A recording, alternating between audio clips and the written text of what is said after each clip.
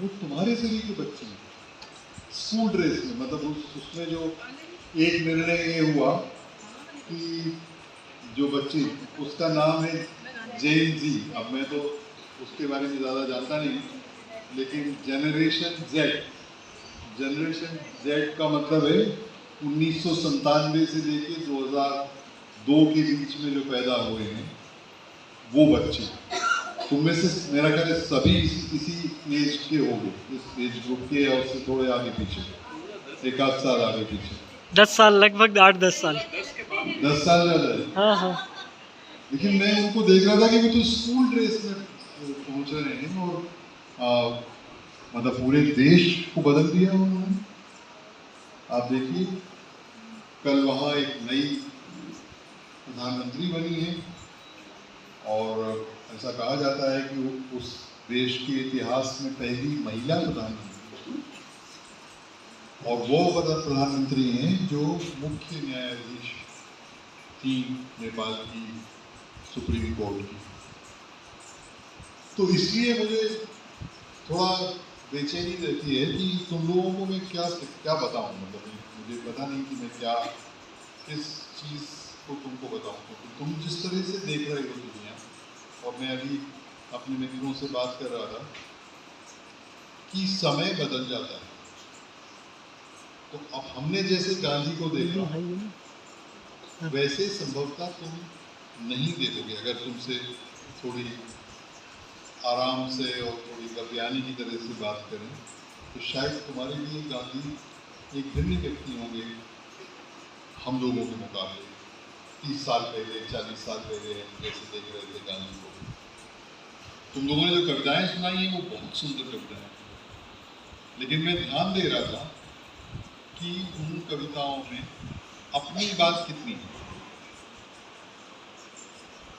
ये जो आपने सुनाई है कविताएं, वो आपने किसी से सुना है या पढ़ा है या आपने देखा होगा, हो सकता है फिल्म देखी हो अपनी गांधी। कुछ लोगों ने लिखी भी है, कुछ लोगों ने स्वरचित है उनकी। नहीं, सभी मैं तो मान रहा हूँ कि स्वरचित हैं। हाँ। सभी कविताएं स्वरचित हैं। अच्छा। लेकिन वो स्वरचित कविताएं कौन से आधार पर लिखी जाए, तो अपने मन में भी विचार दे। फूल पर कविता लिखना है तो फूल कई बार अपन देख लेते हैं, कई बार नहीं देखते, सुन लेते हैं कि यार फूल जो है वो गुलाब का अच्छा होता है, लाल होता है, उस पर अपन एक कविता लिखते हैं। तो ऐसा भी हो सकता है, ये भी एक संभव है। मैं जो सुन रहा था, जो भी मैंने, हालांकि पूरा नहीं सुना मैंने, जितना भी मैंने सुना, उसमें मुझे ये बात लग रही थी कि तुम लोगों के मन की बात आई कि नहीं है उन पूरी कविताओं में। क्या तुम उस तरह से बात कर सकते हो? जैसे एक बात जो मुझे लगता है कि महत्वपूर्ण है, और गांधी की बात जब हम करते हैं तो हमेशा वही सवाल आता है कि आज़ादी दिलाई। हम सब लोग बचपन से, हम लोग भी कहते हैं, हम लोग भी यही कहते हैं कि गांधी का क्या योगदान है, गांधी क्यों महत्वपूर्ण है, क्योंकि गांधी ने हमारे देश को अंग्रेजों से आज़ादी दिलाई, है ना। लेकिन क्या गांधी के लिए आज़ादी इतना सीमित मामला था कि अंग्रेज यहाँ से चले गए और 15 अगस्त 1947 को हमारा देश आज़ाद हो गया, और फिर हमने अपना देश चलाना शुरू किया? तो फिर हमको बात थोड़ी बढ़ाना पड़ी कि आज़ादी का मतलब क्या है। आप लोग खाना खाते हैं, जो थाली आपकी होगी, अभी खाएंगे आपके घर में खाते होंगे, कभी उसको ध्यान दिया आपने कि ये थाली जो है वो कितनी आज़ाद है, जो आप खा रहे हैं, जो भी सामान खा रहे हैं वो कितना आपका है और कितना बाहर का है। पकाने की बात मैं नहीं कर रहा, पकाना तो आपको खुद ही पड़ेगा, कुछ बनाना पड़ता है, पकाने का तो कुछ, लेकिन जो सामग्री आती है, और फिर इससे बात निकलती है खेती की। तो कि कैसी खेती चाहिए, कैसी कृषि होनी चाहिए, और ये गांधी बार बार ये कह रहे हैं कि अपने जीवन में हमको स्वतंत्रता का मूल्य स्थापित करना चाहिए। स्वतंत्रता का मतलब है कि गुलामी के बाहर गुलाम नहीं होना चाहिए।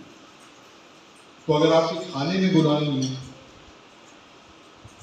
आप ऐसी चीज़ें खाते हैं, आप बहुत सारी चीज़ें खाते हैं, आप कभी कभी इस बारे में विचार करें तो शायद आपको समझ में आएगा कि बहुत बहुत सारी चीज़ें हम बाजार में जो मिलते हैं, कुरकुरे मिलते हैं, तो कोई आपके घर में बनते हैं, या आप बिस्किट खाते हैं और तरह तरह की चीज़ें खाते हैं जो कि आपका बनाया हुआ नहीं है या आपके आसपास का बनाया हुआ नहीं। ये एक बात है। उससे जुड़ी हुई दूसरी बात है कि बहुत सी चीज़ें ऐसी हो सकती हैं जो आप नहीं करते, जैसे आप चावल पैदा नहीं करते हैं संभव, या गेहूँ पैदा नहीं करते हैं, या सब्जियाँ पैदा नहीं करते हैं, तो फिर उस आज़ादी का जो अगला कदम ये होता है कि जो पैदा करते हैं उनसे हमारा कितना संबंध है। तुम में से कितने लोग किसानों को जानते हैं?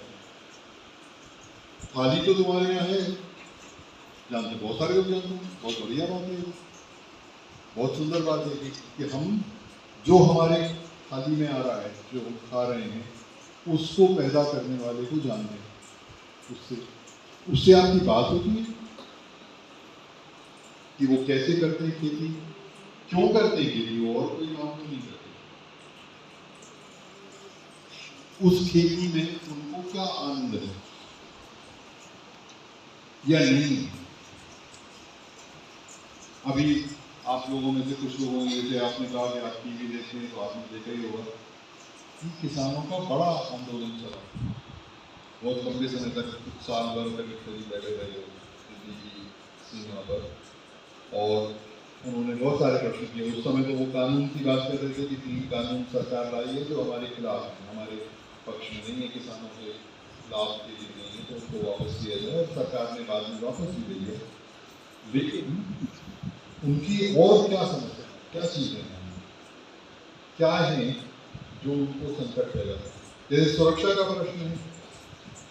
अब आप देखिए इस समय पानी गिर रहा है पूरे देश भर। पंजाब में जो कि हमारे अनाज भंडार का, भारत का जो अनाज भंडार है, उसका करीब 65-70% पंजाब और हरियाणा से आता है।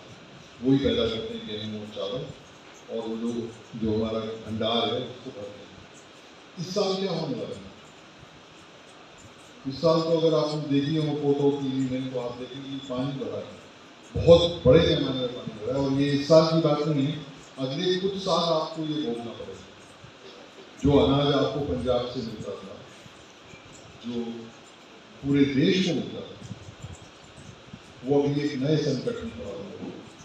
और इस संकट में हमारा तो ठीक है कि जब हमको खाने नहीं मिलेगा तो हमको तो सोचना ही पड़ेगा इससे, लेकिन उन लोगों का भी क्या होगा जो इसको पैदा करते,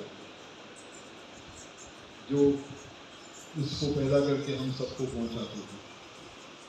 तो जब गुलामी की बात अपन गांधी के साथ करते हैं, तो ये प्रश्न भी है हमारे आसपास कि उस काम में जो हमारे जीवन से जुड़ा, आपकी शिक्षा की बात करिए, आप अपने पहनने ओढ़ने में देखिए, अपनी किताबों में देखिए, अपनी मित्रताओं में देखिए कि कितनी हम गुलामी से मुक्ति प्राप्त कर सकते, कितनी हम गुलामी से बाहर निकल सकते, कितनी हम कोशिश करते हैं कि उससे बाहर निकल। एक बात की मैंने, और इसी से जुड़ी हुई दूसरी बात मैं ये कहना चाहता हूँ कि इसलिए आप थोड़ा अपना बनाइए, अपना विचार बनाइए, अकेले का बनाइए, और आपकी दोस्त होंगी 2-4, उन दोस्तों के साथ मिलकर बनाइए। अपना विचार कैसे करना है, किसी ने कहा इसलिए नहीं, क्योंकि वो भी एक प्रकार की गुलामी है। मैं आपको भाषण दे रहा हूँ और आप मेरी बात को मान के वैसा करने लगे, तो ये भी एक तरह की गुलामी है। भले ही वो अच्छी बात हो, अच्छी बात कह रहा हूँ मैं, मान लीजिए, मालूम नहीं मुझे अच्छा कह रहा हूँ नहीं, लेकिन मैं मान लीजिए कि मैं अच्छी बात कर रहा हूँ। अच्छी बात भी जो है वो एक प्रकार की गुलामी है। तो उससे मुक्त होइए, अपना बनाइए, अपना ढांचा बनाइए। जो नेपाल के बच्चों ने किया, वो अपने ढांचे, उनको जो समझ में आया,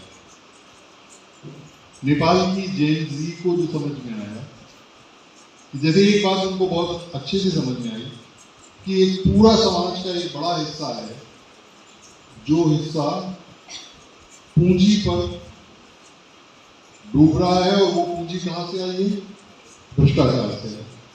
तो ये प्रश्न जो है उन छोटे बच्चों के सामने आया कि भ्रष्टाचार से लोग पैसा निकाल करके रिसोर्ट में जा रहे हैं, शराब पी रहे हैं, कई प्रकार के खेल कर रहे हैं, घूम रहे हैं, उनको कमाने का या अपनी रोज की दाल रोटी का कोई एहसास ही नहीं है, उसमें उनकी कोई भूमिका भी नहीं है, वो कोई और करता है जिसको वो खाते हैं।